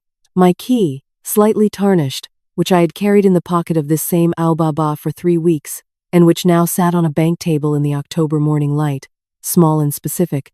The key Fong had pressed into my palm during one of his better afternoons, and which had never been found by anyone who was looking, because they had looked in drawers and folders and the obvious places, and my husband had put it where he knew I would find it in my own hands, given directly, trusted without explanation. A bank employee brought the box. Grace Tran opened it. Inside was a single document, folded in the same thirds as the documents in legal envelopes, the way documents are folded when they are meant to survive, being stored for a long time and retrieved by hands that cannot afford to lose them. She unfolded it. She placed it flat on the table. She turned it so that it faced the room. It was a will. Formally structured, correct in every legal particular, signed at the bottom in handwriting. I recognized the sound of the loose third step on our staircase, or the scrape of the iron gate, or the smell of the incense I changed every morning, the rightward loop in the family name. The slightly heavier pressure at the beginning of each stroke. The signature of a man with full capacity and full intention, dated by Grace Tran's office with a notarized timestamp that preceded the fraudulent March document by 18 months. The name on the first line of beneficiaries was mine. Pham began to speak. Grace Tran placed the medical records on the table without looking at him. 3 months of documentation, confirming Fong's diminished capacity during the period the March will had been supposedly signed, and then the bank branch printout, and then the property holdings company registration with its February 2020 transfer date, and then the Bar Association record with Pham's suspension, and the conduct violation, and the name of the original client. Pham stopped speaking. Vivian had not spoken at all. She sat across the table with her folder in front of her and her hands resting on it with a stillness that was different from composure. Composure looks like a choice, and what she was exhibiting now was the stillness of a person whose choices have narrowed below the threshold of usefulness. She looked at the will. She looked at the key on the table. She looked at Henry, who was still looking at Grace Tran, his hands still flat on the surface. Then she looked at me. For the first time since the dining room 3 weeks ago, she looked at me directly. I looked back. I thought about the dining room, about 11 people and a cream-colored folder, and a voice calibrated to communicate that the decision was already made. About the direction of her eyes when she said, "You're welcome to stay in the house as a guest." About what she had seen when she looked at me then, and what she was seeing now, and whether she understood yet that they were the same thing. She had looked at a retired accountant and seen the current occupant. She had not understood that a woman who has spent 38 years finding errors in columns that everyone else has approved is not defined by what she looks like to people who are not paying attention. She had not understood that still water gives nothing away. Mr. Duke asked Lawrence Pham to please produce his authorization as executor under the March will. Pham opened his folder. He removed several documents and placed them on the table. Grace Tran reviewed each one, compared dates, compared the notary stamps against the Bar Association record, compared the signature against the medical timeline. She said, in the measured voice of someone who has had 30 years of practice saying precise things in rooms where precision matters, "This document was certified by an attorney without verified legal standing at the time of certification. It was signed by a man whose medical records indicate he lacked the capacity to execute a legal instrument at the stated date, and it is superseded, in any case, by a prior document held in legal custody and executed with full capacity and proper witness." She set down the last comparison sheet. "The will in this box," she said, "is the valid instrument." The room held the silence that follows a correct total, the particular silence of a calculation that has resolved. Vivian picked up her folder. She did not close it. She simply held it in her hands and looked at the table, and I thought, briefly and without satisfaction, that this was what she had taught me to look like, a woman holding something that had turned out to contain less than she had believed. Henry put his hand flat on the table between us, not reaching for mine. Simply present. A fact. I looked at the will. At Fong's signature, with its rightward loop, made by the hand of a man who had understood, 18 months before he died, that the most important thing he could do for me was make sure a room like this one would someday be possible. Mr. Duke said, "Mrs. Nguyen, the box and its contents are yours to retain." I said, "Thank you." I meant it precisely and completely, and in exactly one direction. Lawrence Pham resigned as executor before the end of the day. Grace Tran received the formal notification at 4:17 in the afternoon, forwarded it to me with a single line of her own. "It has begun." I read it at the kitchen table, where I had been sitting since returning from the bank, still in the gray Ao-Ba-Ba, the accounting book open in front of me, though I had not written anything in it. I closed the book. I made tea. I stood at the window and watched the courtyard until the light changed. Resignation was not the same as accountability. I understood this. A man who resigns avoids the formal inquiry that would follow continued involvement, buys himself time to negotiate the terms of whatever comes next. Pham had understood, the moment Grace Tran laid the comparison documents on that table, that his position had become untenable, not merely legally, but in the more immediate sense that his connection to the 2019 conduct violation was now part of an active estate dispute record, which meant it was a matter of formal documentation rather than closed files, which meant it could be reopened. He had not resigned because he was sorry. He had resigned because he was calculating, and the calculation had come out unfavorably. This was sufficient for my purposes. The Bar Association, Grace Tran told me on Friday evening, had already been notified, not by her, or not only by her, by 2 other parties, separately, whose names she could not share but whose involvement suggested that Pham's previous suspension had not been as fully resolved as his reinstated license implied. There were people who had been waiting for a reason to look again. We had given them one. Vivian called on Saturday morning. I let the phone ring. Not from avoidance. I had been expecting the call, had been thinking about it since Friday, had decided in advance that I would not answer the first time. Not from strategy, exactly.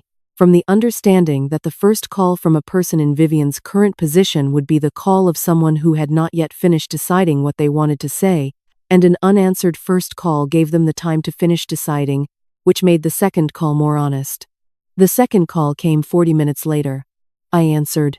She did not begin with my name or with a greeting. She said, "Henry told you to come to Grace Tran." It was not a question. I said. Henry gave me a document Fong had left in his desk. He made his own decision about what to do with it. A silence, long enough to be considered, rather than empty. She said, "He's been speaking to her for 2 months. I did not answer. This was new information, not entirely surprising, given what I knew about the Voluntary Bar Association statement from 2019, given the unfamiliar number Henry had used to call me that night, given the signature page in the narrow drawer, but new in its specific shape. 2 months. Henry had been meeting with Grace Tran for 2 months, and Vivian had not known, and the knowledge that she had not known was visibly disorienting to her, in a way that the bankroom and the will and the medical records had not been, because those were external things done to her, but this was something done from inside the perimeter she had believed was secure. She said, "I didn't think he would." I want to be precise about what I felt in that moment, because it would be easy to describe it as satisfaction, and satisfaction is not the right word. What I felt was something older and quieter than satisfaction, the feeling that arrives when a column of numbers has been corrected, and the true total is finally visible, and the emotion is not pleasure but completion. The sense of a thing that had been wrong for too long becoming, at last, right. I said, "He loves his father." Another silence, different this time. Vivian said, "What happens now?" I said, "Grace Tran will file to have the fraudulent will formally invalidated. The court will review the documentation. The estate administration under FAM's authority is already paused. The property holdings company will likely be reviewed, given its connection to the 2019 case and the evidence of a pattern. That is a matter for the relevant authorities, not for me." She said, "And Henry?" I said, "That is between Henry and the people he needs to speak to." I was not being unkind. I was being accurate. What happened to Henry legally, personally, in the particular privacy of a marriage that had accommodated things it should not have accommodated was not mine to determine. I had not asked him to testify against his wife. I had asked him to be present and tell the truth. The truth he had told was his own, from his own 2 months of preparing to tell it. And what followed from it was his to navigate. Vivian said, "I did what I thought was right for our future." I looked at the altar across the room, Fong's photograph, the candle, the cup of tea I had placed there this morning. I thought about what right meant in the sentence she had just constructed. She had not said, "I did what was right." She had said, "I did what I thought was right for our future." There was a self-contained logic to it that I recognized from 38 years of reviewing financial documents, the logic of someone who had built a set of numbers to support a conclusion they had already decided on, rather than arriving at the conclusion by following where the numbers led. The numbers can be made to say almost anything, if you are willing to work hard enough at arranging them, but they will always, eventually, produce a total. And the total does not lie. I said. "You looked at me and thought I was a guest in my own house." She did not answer immediately. I said, "I want you to understand something. Not for my benefit, I don't need you to understand it. But because you are 40 years younger than me, and you have a long time ahead of you, and what you do with what you have learned in the past 3 weeks is your own decision to make." I paused. Then I said, "I have spent 67 years becoming precise. I have spent 67 years learning to read what is actually there rather than what someone wants me to see. You looked at me and made a calculation based on what I appeared to be. Accountants do not work from appearances. We work from the underlying figures." She said nothing. I heard her breathing through the phone, which was the sound of a person trying to determine whether what they were hearing constituted a lesson or an accusation. I said, "The house is mine. The assets are mine. The will my husband made 18 months ago, with full capacity and clear intention, is the governing document. That is what the numbers say. That is all." Then I said goodbye and I ended the call. I sat at the kitchen table for a while after that. The morning was bright, and the courtyard was full of light, and the jasmine vine was doing what jasmine vines do in the late autumn, holding, white-flowered, rooted, Mrs. Lon came by at noon with soup she said she had made too much of, which was the language we used between us. We ate at the kitchen table and she did not ask how the call had gone, and I did not explain it, because she had seen what she needed to see from her porch on the day of the will reading, and she had given me the name of Cam's sister when I needed it, and she had kept the sealed envelope without asking what was inside it. And all of that was its own form of knowing that did not require narration. After she left, I called Grace Tran and asked about the timeline. She said, "The invalidation will be filed Monday. The court review will take 4 to 6 weeks. In the meantime, the estate administration remains paused, and no third party can act on the property." I asked about the Bar Association. She said, "FAM's file has been reopened. The Conduct Review Board is treating the new material as evidence of a pattern rather than an isolated violation. The 2019 settlement may be reviewed." I asked about Nguyen Thi Mai. A pause. Then Grace Tran said, "I've been in contact with her attorney. She's been located. She is willing to speak with the review board." I thought about a woman who had lost her family's shop to a private settlement that had kept her from pursuing the truth, who had moved to Saigon and disappeared from the district, who had been quiet for 4 years, because quiet had felt like the only available option. I thought about what it meant to be quiet for 4 years, and then have someone locate you and say, "You can speak now. There are documents. There is a pattern. There is a record." I said, "Please tell her attorney that I would like to submit a supporting statement, if that would be useful to her." Grace Tran said it would. I hung up. I went to my notebook and opened it to a clean page, and I began writing the statement, not the legal form of it, not yet. That would require Grace Tran's structure and language. Just the facts as I knew them, in the order they had occurred, in the small, precise handwriting I had used for 38 years on documents that had to survive scrutiny. A woman who had been certain she was dealing with a guest had discovered she was dealing with an accountant. And an accountant, as anyone who has worked alongside one long enough to understand the profession, is never finished finding what the numbers have been trying to say. The court issued its ruling on a Tuesday in late November. I know the precise time because I had been in the back room when Grace Tran called, sitting in Fong's chair, as I had taken to doing on mornings when I needed to think without the pressure of doing, looking at the jasmine vine through the window, and the clock on the desk read 10:43 when I answered. She did not make me wait for the conclusion. She said, "The fraudulent will has been formally invalidated. The estate reverts to the prior valid instrument. The house and all assets are yours." I thanked her. She said there would be additional paperwork, additional steps, the ordinary administrative machinery of correction that runs slower than the original damage but arrives eventually at the right place. I said I understood. I asked about Lauren's fam. She said the Bar Association review was ongoing and the outcome would take several more months, but the preliminary indication was that reinstatement would be revoked and referral to the criminal prosecutor was likely. I asked about Nguyen Thi Mai. Grace Tran said, her attorney called yesterday. She is returning to the district. The property holdings company is under formal review. She will not get her family's shop back. That particular door cannot be reopened, but the terms of the original settlement are being reconsidered, and there may be financial restitution. She asked me to pass along something to you. What? I said. Grace Tran read it. She said, "Tell her that knowing someone found the same thread, after all this time, made me feel less alone." I sat with that for a moment. The morning light came through the window and lay across the desk the way it had laid across Fong's hands in the last months, warm and specific, finding whatever it fell on and illuminating it without judgment. I said, "Please tell her that the thread was always there. She had simply been carrying it by herself for too long."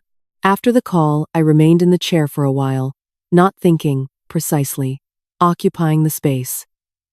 Being present in the room where Fong had spent his last season, where he had sat with the contracted world of his final months, and had looked at the jasmine vine, and had made whatever piece he needed to make before pressing a small brass key into my palm and trusting me to understand what it meant. He had trusted me with the key. He had always trusted me. I thought about 39 years of the particular trust that exists in a long marriage, not the dramatic trust of crisis, though we had had those, but the ordinary continuous trust of a shared daily life. The trust of a man who leaves his reading glasses on the kitchen counter, knowing they will be where he left them. The trust of a woman who balances the household accounts, knowing the figures will be accurate because she has made them accurate. The small, serious, Daily trust that is not romantic but is the actual substance of love when love has been lived long enough to become a practice rather than an event. He had trusted me to notice. He had been right. Henry came by on Thursday. He knocked at the gate, as he had begun doing since the bank meeting, and I let him in and we sat at the kitchen table where we had sat a few weeks before, when he had placed the signature page between us and said, "I wanted to keep it safe." From her. The situation with Vivian was its own process, proceeding at its own pace, in the hands of attorneys and courts that would determine its shape over the coming months. I did not ask Henry about it, and he did not offer information about it, because it was his marriage and his reckoning and not mine to manage.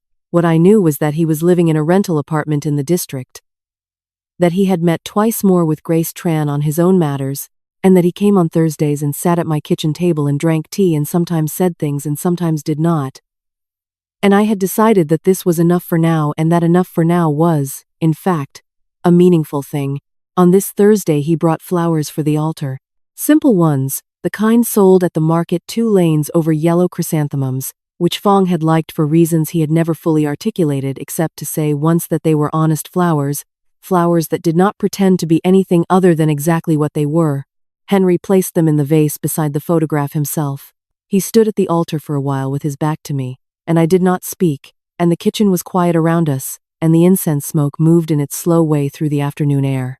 When he turned, he said, "I'm sorry I didn't stop it sooner." I said, "I know." He said, "I'm going to spend a long time trying to understand how I became someone who didn't." I said, "That seems like the right project." He almost smiled. Not quite, but the direction of it was visible. He stayed for an hour and then left, and I changed the water in the altar vase and stood for a moment looking at the chrysanthemums' honest flowers, making no claims beyond their own yellow existence, and then I went to the back room and I did the thing I had been meaning to do for weeks and had not yet felt ready to do. I took the accounting book from the shelf, the old one, battered blue cover, 39 years of careful entries, the one Fong had given me in the first year of our marriage with his inscription on the inside cover. For Mai, who makes sure everything balances.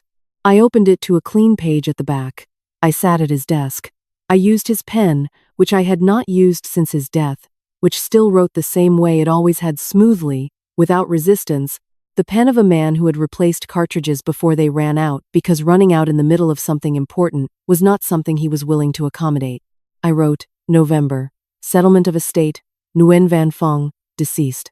Assets confirmed as correctly held, no change to principal, no new liabilities. Then, in the row below, in the column I had always used for notes, everything balances. I closed the book. I replaced it on the shelf. I sat for a while in the afternoon quiet of the back room, with the jasmine vine outside, and the honest chrysanthemums on the altar and the city making its ordinary sounds beyond the courtyard wall. There was nothing to restore. This was the thing I had understood most clearly in the weeks since the bank meeting, most clearly and most finally. I had not gotten something back. I had never lost it. The house had always been mine, the assets had always been mine, Fong's intention had always been exactly what Grace Tran's document said it was. What had been attempted was a falsification of the record, and a falsification of the record, however carefully constructed, however confident its architects, does not change the underlying figures. It changes only what is visible, and only temporarily, and only to those who are not looking at the right things. I had been looking at the right things for 38 years. I had been trained to find what is hidden in plain numbers, to trace the discrepancy back to its source, to restore the accuracy that had been obscured. I had simply applied the same skill to the most important set of books I had ever been asked to audit. My grandmother used to say, "Still water gives nothing away, but the fish beneath it know every current." She said this to girls who were impatient, who wanted things to be fast and visible and loud, who had not yet learned that depth is not the same as stillness, and that the most powerful things move without announcing themselves. I had been still water for 67 years. I had been patient through 39 years of a shared life, and 38 years of careful professional practice, and the long quiet of a grief that had not broken me because grief that is genuine does not break what is genuinely built. And now the current had moved, and what had been attempted against me had been corrected. And the house around me was exactly the house it had always been, the loose third step on the staircase, the jasmine vine against the back wall, the smell of incense, and of 31 years of mornings, and the only thing that had changed was that it was fully, unambiguously, formally mine. I rose from Fong's chair. I went to the kitchen. I made tea, the good kind. The jasmine tea from the market 3 lanes over. I stood at the window and looked at the courtyard, and I thought, everything that was ever mine is still mine, because I knew where to look, and I did not stop looking until I found it. Still water, my grandmother had said. Still water runs deepest. To every mother and father who has been overlooked, handed a smaller seat at their own table, or quietly written out of the story they spent a lifetime building, your patience was never weakness. The years you spent keeping careful records, noticing every small thing, saying nothing until the moment was exactly right, that was wisdom. And wisdom, in the end, always finds the document it needs. If this story moved you, please give it a like and subscribe to Golden Years Justice. We're here every week with stories about the quiet strength that outlasts every scheme made against it. We'd love to hear from you in the comments. Do you believe that a child who knew what was happening but stayed silent is as responsible as the one who planned it, or is there a difference that matters?